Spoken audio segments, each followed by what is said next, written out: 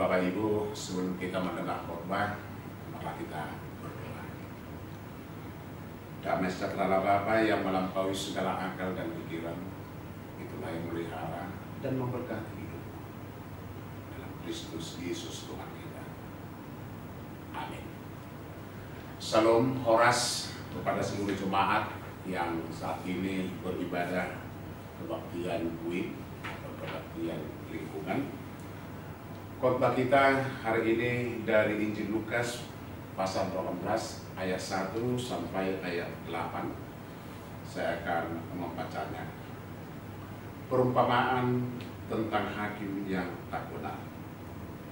Yesus mengatakan suatu perumpamaan kepada mereka untuk menegaskan bahwa mereka harus selalu berdoa dengan tidak jemu-jemu. Katanya, dalam sebuah kota ada seorang hakim yang tidak takut akan Allah dan tidak menghormati seorang pun. Dan di kota itu ada seorang janda yang selalu datang kepada hakim itu dan berkata, "Belalah hakku terhadap lawanku." Beberapa waktu lamanya hakim itu menolak, tetapi kemudian ia berkata dalam hatinya, "Walaupun aku tidak takut akan Allah dan tidak menghormati seorang pun, namun karena janda itu menyusahkan aku, baiklah aku membenarkan dia, supaya jangan terus saja ia datang dan akhirnya menyerang aku." Kata Tuhan, "Camkanlah apa yang dikatakan hakim yang lalim itu. Tidakkah Allah akan membenarkan orang-orang pilihannya yang siang malam berseru kepadanya? Dan adakah ia mengulur-ulur waktu sebelum menolong mereka? Aku berkata kepadamu, ia akan segera membenarkan mereka. Akan tetapi, jika anak manusia itu datang, adakah ia mendapati iman di bumi?" Demikian firman Tuhan. Bapak, Ibu, Saudara yang kekasih, nats kita dalam acara pertanyaan khotbah pada malam hari ini sesuai dengan minggu kita, yaitu Minggu Rogate, yaitu tentang doa. Rogate yang artinya martani yang berdoa. Topik kita tentang seorang hakim yang tak benar, yang tidak benar. Dalam bahasa Batak, nariduk, yang jahat. Sebelum kita melihat khotbah, saya mau mengajak dulu Bapak Ibu tentang makna daripada doa sebenarnya. Doa merupakan nefes. Doa merupakan hosa, nafas di dalam kehidupan kerohanian.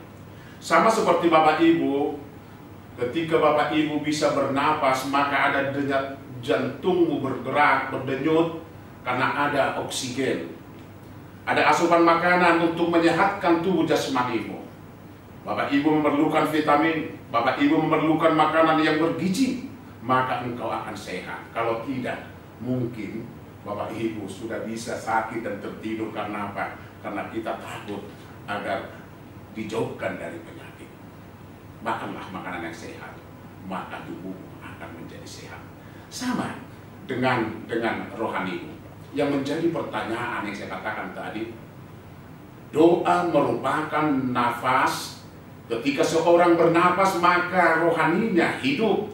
Ketika ada doa dalam hidupnya, maka yang pasti dia ada mempunyai kehidupan rohani yang sehat. Tanpa doa, seorang Kristen mengatakan, "Saya berdoa." Doa yang bagaimana? Banyak orang mengatakan, "Abang, saya berdoa." Ada saudara kita 5 waktu berdoa. Saya ingin bertanya kepada saudara, berapa kali saudara berdoa dalam satu hari? Saudara tahu, makan pagi, makan siang, makan malam, bahkan diberikan lagi snack pagi, snack sore. Bahkan ada juga orang yang makan malam, bangun dia makan supaya apa? Karena tubuhnya membutuhkan gizi. Bapak Ibu, saya bertanya kepada saudara, berapa kali saudara berdoa? Berapa kali saudara memberikan makanan rohanimu? Ya, standar.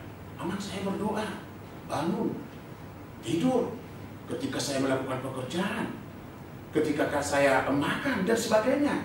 Mungkin saya rutin melakukan doa 5-10 kali. Ya, yang menjadi pertanyaan bagi kita, sudahkah doamu dijawab? Apakah doamu sudah menunjukkan kualitas imanmu? Karena apa? Seorang pendoa di gereja, seorang pendoa, orang Kristen, itu menunjukkan kualitas spiritualnya yang sangat bagus. Tanpa doa, una hidup ibadah anak Kristen. Bapak Ibu saudara kekasih, mari kita lihat apa itu doa. Doa merupakan suatu komunikasi dengan manusia dan Sang Pencipta. Ketika Bapak Ibu memiliki komunikasi yang baik dengan anaknya, maka terjadi hubungan yang harmonis. Mulo sadong be komunikasi untuk paromainmu, komunikasi untuk helam, komunikasi untuk borum, komunikasi untuk anak kamu, bahkan cucumu, di situ sudah ada yang tidak sehat. Ada sesuatu yang harus dipulihkan, ada sesuatu yang harus dikembalikan. Perbaiki komunikasimu antara supaya apa? Engkau sebagai anak perbaiki komunikasimu kepada orang tuamu. Engkau sebagai hela paromain perbaiki komunikasimu kepada mertuamu. Jangan tunggu orang tuamu untuk menyapamu. Sama seperti Bapa di surga. Bapa selalu mendengar suara kita. Bapa selalu mendengar dan melihat kita. Tetapi kita sering tertidur pulas. Moredok kalah, lalap di portibion dan bui mana nihon suara di mata. Saudara-saudara kekasih, hari ini firman Tuhan mengungkapkan, menjelaskan tentang sosok seorang hakim yang jahat. Perumpamaan ini sangat bagus sekali. Karakter hakim itu ada dua. Pertama, dia tidak takut kepada Tuhan, tidak percaya kepada Tuhan. Yang kedua, rasa empati kepada orang lain tidak ada. Maka Yesus mengatakan seorang hakim yang jahat, dalam bahasa Batak, seorang hakim nagiduk yang tidak peduli kepada siapa. Tetapi ada satu kasus yang menarik. Seorang Nabadu. Kita tahu identitas seorang Nabadu. Pada saat itu Nabadu adalah orang yang sangat dikecilkan, dikucilkan, tidak dihargai. Tetapi ada niat, ada usaha yang Nabadu janda tadi. Untuk apa? Untuk meminta pertolongan kepada hakim, karena dia tahu hakimlah yang akan memutuskan. Hakim yang akan membela dia. Sekali dua kali dia datang dan meminta permohonan supaya dia dibela haknya. Tetapi dalam benak hakim yang jahat tadi, agar dia terlepas, supaya dia bisa duduk tenang, hidup dengan nyaman, tidak ada tamu mengganggu dia, maka dia putuskan, saya akan membelanya. Contoh yang diberikan Yesus ini menarik sekali, saudaraku, jemaat Tuhan, di mana Yesus mengangkat perumpamaan sosok yang jahat, sosok yang tidak peduli kepada orang lain. Ternyata ada niat juga untuk membela. Dibandingkan, ini ada perbandingan. Bagaimana dengan Bapamu yang di surga?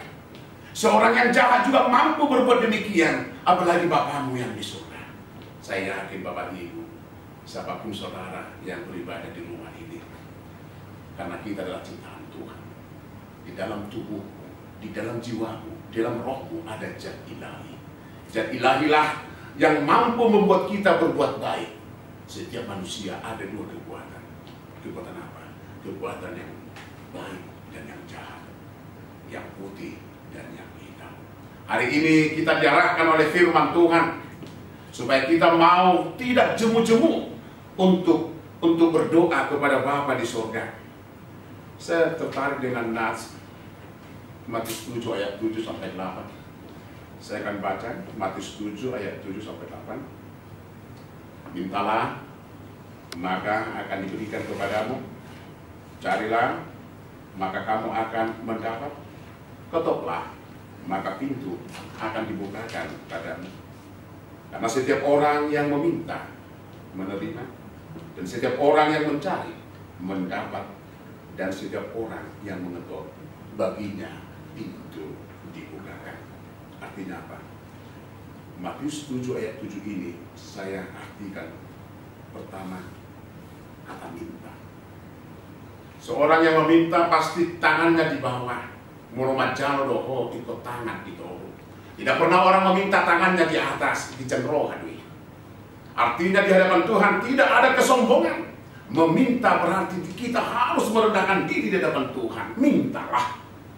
Karena apa? Sesuatu yang kita minta dengan sesuai dengan kebutuhanmu. Banyak orang meminta tidak sesuai dengan kebutuhan. Maaf cakap.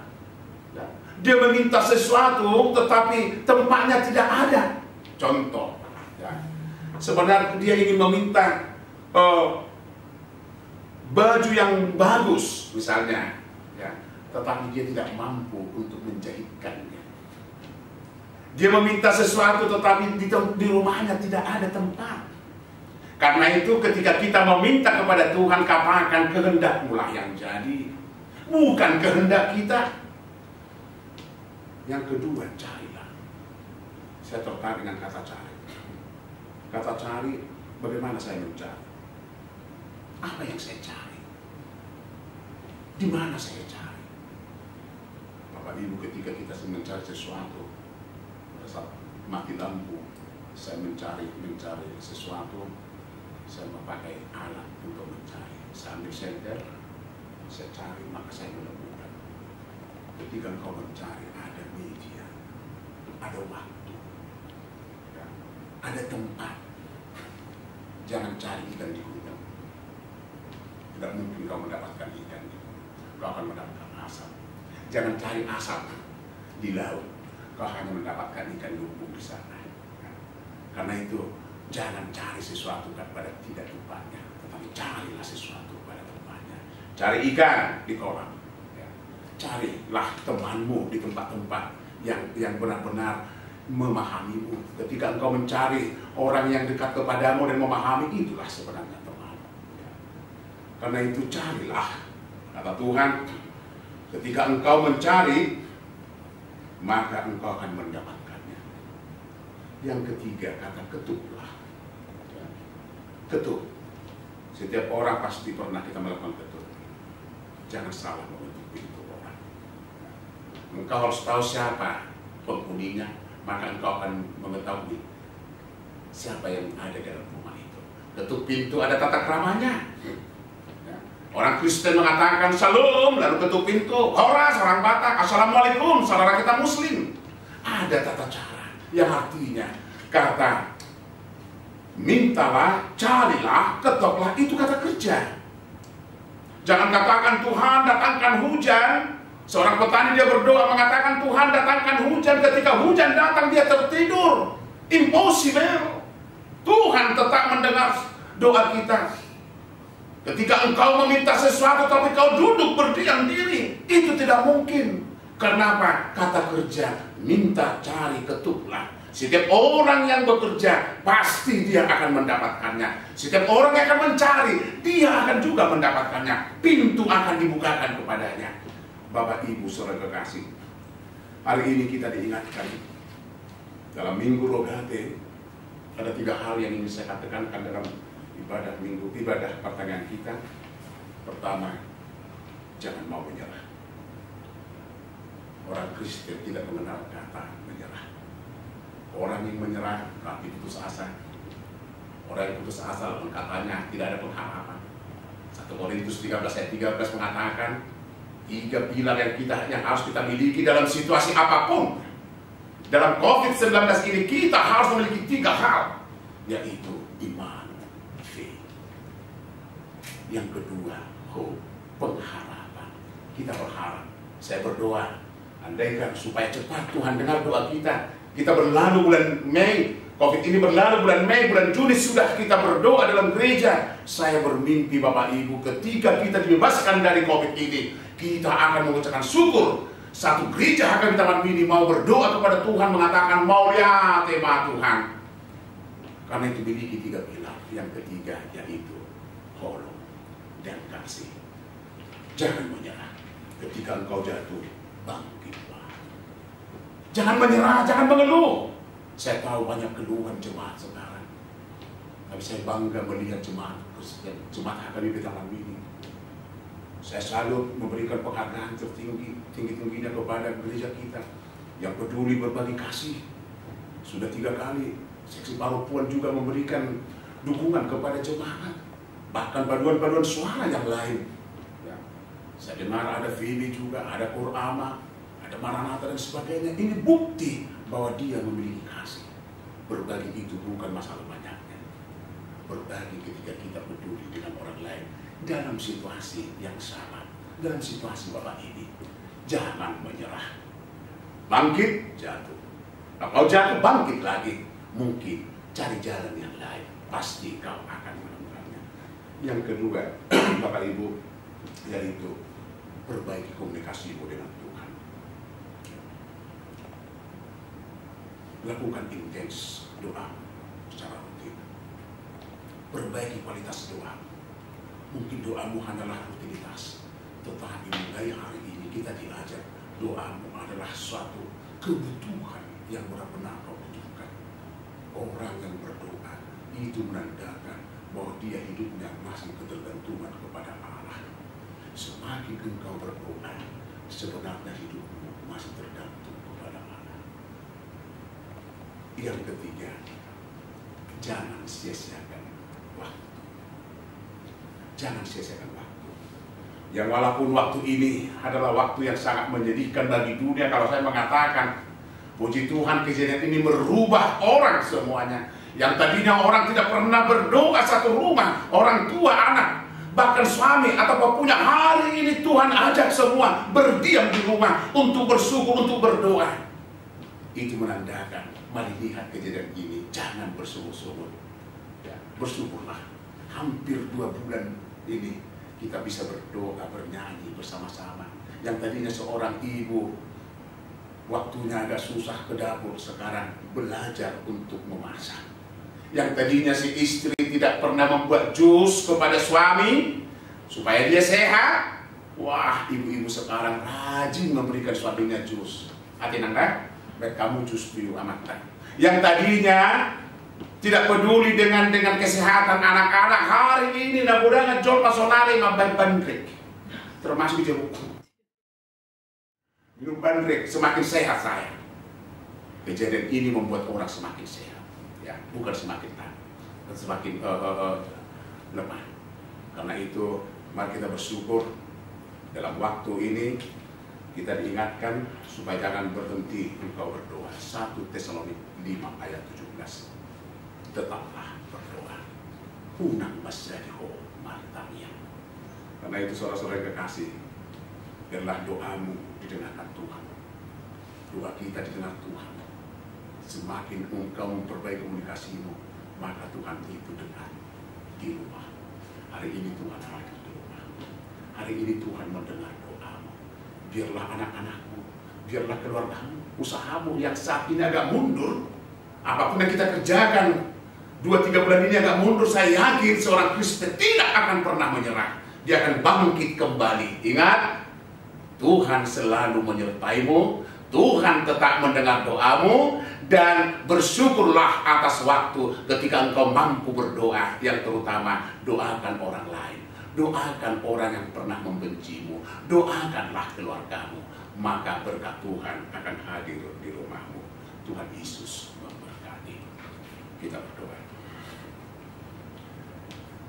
Ajarlah kami untuk berdoa Tuhan, supaya kami senantiasa mengungkapkan isi hati kami, kebutuhan kami. Ajarlah kami untuk berdoa Bapa, karena doa merupakan nafas dari rohani kami. Sama seperti tubuh membutuhkan asupan udara, asupan makanan yang bergizi, semakin baik asupan makanan tubuh jasmani kami, maka semakin sehatlah tubuh kami. Semakin baik doa orang Kristen, bahkan sering berdoa, maka rohaninya semakin sehat. Hari ini banyak yang mengeluh Tuhan. Hari ini banyak yang bersungut-sungut. Hari ini banyak yang sedih, yang takut dan khawatir karena situasi hari ini. Tapi kami yakin Tuhan yang menciptakan dunia, Tuhan yang menciptakan seluruh manusia. Jangan sia-siakan kami Bapa. Biarlah kami bangkit kembali. Dengarkanlah doa kami, lepaskanlah kami dari situasi ini. Dan kami yakin waktunya akan tiba. Dan kami akan bebas dari segala pergumulan, dari wabah ini. Terima kasih Bapak, berkati rumah tangga yang hari ini mereka melakukan pertanyaan. Mari Tuhan Engkau hadir, yang sakit Engkau sembuhkan, yang letih, yang lesu Engkau kuatkan, bahkan berikan kekuatan bagi keluarga-keluarga yang saat ini membutuhkan pertolongan Tuhan. Bangkitkan mereka Bapak, jamah mereka. Mungkin ada ekonomi yang saat ini mulai mundur, tidak ada pendapatan berapa bulan ini, tapi kami yakin bulan depan ketika kami keluar dari wabah ini, semua orang Kristen akan bangkit berdiri, akan berjalan kembali mengerjakan pekerjaan, karena bagi kami tidak ada menyerah. Kami menghargai waktu yang Tuhan berikan. Mari Tuhan Engkau lindungi setiap keluarga, Engkau berikan kesehatan, panjang umur bagi orang-orang yang ulang tahun pada bulan Mei. Tuhan berkati mereka. Apapun rencana kami, Engkau yang hadir dalam setiap pelayanan di gereja, pelayanan di rumah, dan semua anggota gereja hadir Taman Mini. Tuhan berkati, mulai dari anak-anak, sekolah minggu, remaja, pemuda, naposo, amah, ina, lansia, dan seluruh kategori dimanapun mereka berada Bapak. Kami yakin, dan seksi-seksi yang ada di gerejamu, Tuhan berkati. Terima kasih Bapak, lindungi bangsa kami ini, lindungi juga gereja HKBP dimanapun mereka berada. Ampuni kami dari segala dosa. Dengarkanlah doa kami di dalam nama Yesus Kristus, Tuhan dan Juru Selamat kami. Amin.